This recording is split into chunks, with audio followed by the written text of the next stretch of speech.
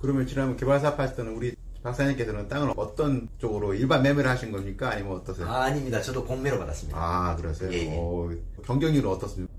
3대1이었습니다. 3대1. 높지 않았습니다. 그래서 이제 현재는 다 분양도 하고, 예. 제가 알기로는 오피스텔을 지었고, 밑에는 이제 상가로 해서. 예, 맞습니다. 예. 지금 보통 이제 주변에 보면 50평에서 100평 정도 소규모 건축도 뭐 개발 사업이라고 할 수 있겠죠? 네, 그럼요. 예, 근데 예. 물론 PF를 일으킬 수 있고 안 일으킬 수 있는데. 예, 맞습니다. 예, 근데 그런 게 보편타다가 많이 있는데. 예. 어떠세요? 그것도 같은 맥락으로 지금 말씀하시는 거 보면 됩니까? 어떠세요? 예, 뭐 땅이 작다고 해서 자산 규모가 꼭 작은 건 아니라고 생각합니다. 그러니까 명동에 있는 50평이나 100평이면 오히려 지방 수도권에 있는 400평, 500평보다 더 클 수도 있거든요.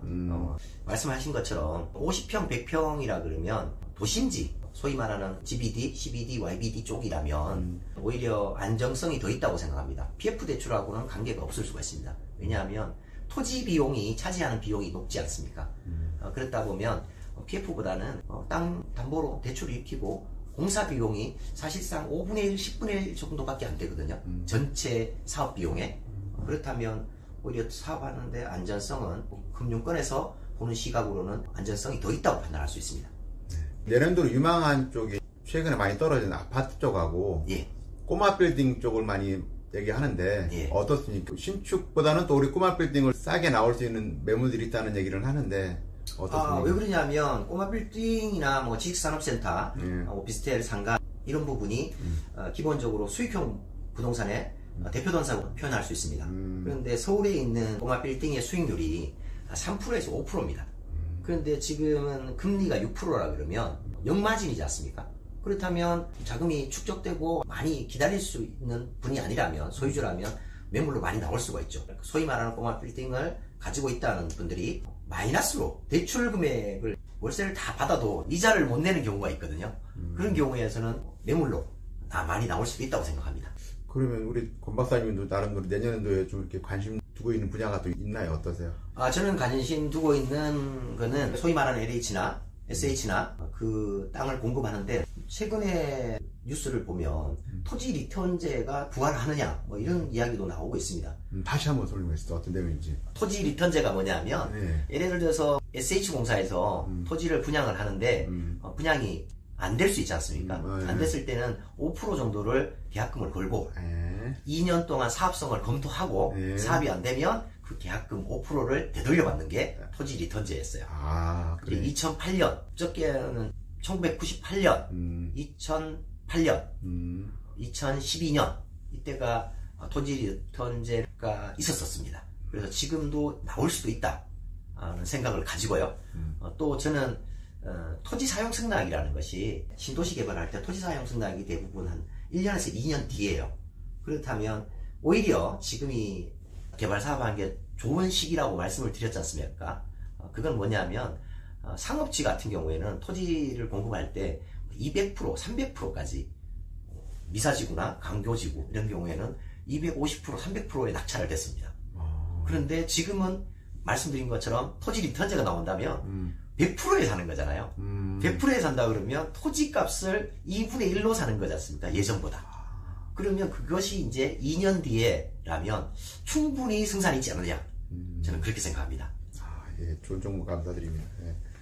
그러면 내년도에 그런 그 기회를 노린다, 예. 개발 사업을 좀 검토하고 있다 하는 분들한테 해줄 수 있는 조언 좀 부탁드릴 수 있을까요? 예. 저는 뭐 예를 들자면 편의점이 포화 상태여서 편의점이 망한다고 그런 경우가 있었습니다. 그런데 폐점하지 않는 편의점은 이득이 더 나는 거예요.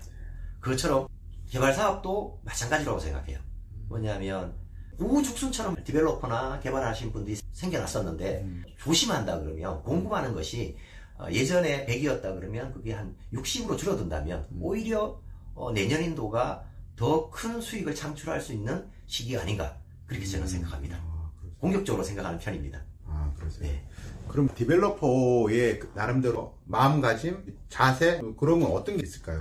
그래야 실패하지 않고 할 수 있다는, 뭐 배우는 것도 마찬가지지만 자금도 그렇고 어떻게 준비를 해야 되나요? 디벨로퍼는 기본적으로 소비자입니다. 그러니까 LH나 SH 통해서 땅을 매입한다 그러면 소비자가 되는데, 소비자들이 자금에 맞춰서 땅을 사는 경우가 있어요. 자기 자금에 맞춰서 딱 사는 경우가 있는데 저는 그건 좀 별로라고 생각해요. 그러니까 그거보다는 좋은 땅이라면 조금 더 욕심을 내고 자기 자금에 맞다고 해서 그 땅이 저하고 컨셉이 안 맞다면 과감하게 버려야겠죠. 좋은 땅을 찾기 위해서는 조금 더 공격적으로 하는 것도 맞다고 생각해요. 아니면 좋은 땅이 나올 때까지 기다린다든지 아니면 또 앵커 테넌트라고 표현하는 선임대를 맞출 수 있는 부분을 충분히 검토하고 난 다음에 시작하는 것이 맞다고 생각합니다. 그러니까 예상만 하지 마시고 결과가 맺혀질 수 있는 상황을 도출해 놓고 출발하는 것이 맞다고 생각합니다. 내년도 마지막으로 개발 종목 전략을 여쭤보기 전에 네. 그러면 내년도에 주거시장을 네. 조금 어렵다고 보고 있고 오피스텔도 그렇고 예. 상가 분양이 만만치 않으면 예. 어떤 쪽의 개발을 좀 해야 됩니까? 분야별로는. 누구나 접근할 수는 없는 거지만 네. 데이터 센터를 저는 자금 여력이나 아니면 경험이 있는 분들은 데이터 센터가 블루오션입니다. 현재는 블루오션인데 거기는 자금이 많이 들어가요.